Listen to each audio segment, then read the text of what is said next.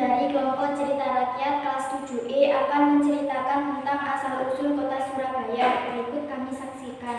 Perkenalkan, nama saya Reni Kurniawati sebagai pembaca teks. Perkenalkan, nama saya Namira Kurnia Maulida sebagai pembaca teks.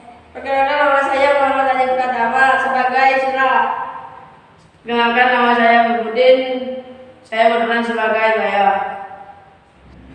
Dahulu di lautan luas sering terjadi perkelahian antara ikan Yusura dengan buaya Baya.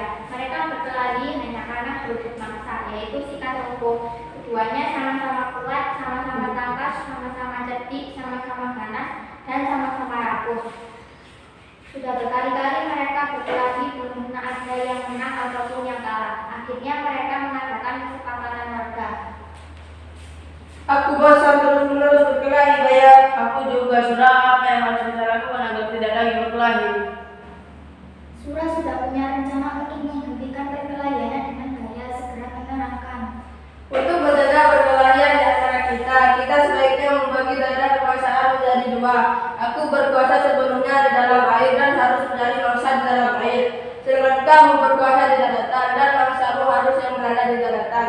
Sebagai batas antara daratan dan air, kita tentukan batasnya, yaitu tempat yang dicapai oleh air laut pada waktu pasang surut. Baik, aku setuju gagasan itu.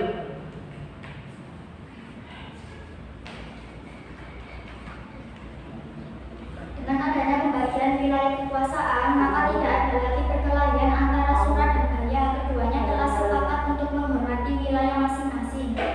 Tetapi pada suatu hari, Surah mencari mangsa di sungai. Hal ini dilakukan dengan sembunyi-sembunyi agar Baya tidak mengetahui. Mula-mula hal ini memang tidak ketahuan, tetapi pada suatu hari Baya memergoki perbuatan Surah ini. Tentu saja Baya sangat marah melihat Surah melanggar janjinya. Hai Surah, mengapa kamu melanggar peraturan yang telah kita sepakati? Mengapa kamu berani memasuki sungai yang merupakan wilayah kekuasaanku? Aku melanggar kesepakatan. Bukankah sungai ini berair? Bukankah aku sudah bilang aku adalah penguasa di air? Nah, sungai ini kan ada airnya. Jadi juga termasuk daerah kekuasaanku. Apa? Sungai itu kan tempatnya di darat, sedangkan daerah kekuasaanmu ada di laut. Berarti sungai itu adalah daerah kekuasaanku. Tidak bisa. Aku tidak pernah bilang kalau di air itu hanya air laut, tetapi juga air sungai. Kau sengaja menjadi dialog Surah. Tidak, kukira alasanku cukup kuat dan aku memang di pihak yang benar. Kau sengaja mengakaliku, aku tidak sebodoh yang kau kira. Karena tidak ada yang mau mengalah, maka pertempuran sengit antara ikan Yusura dan buaya Baya terjadi lagi.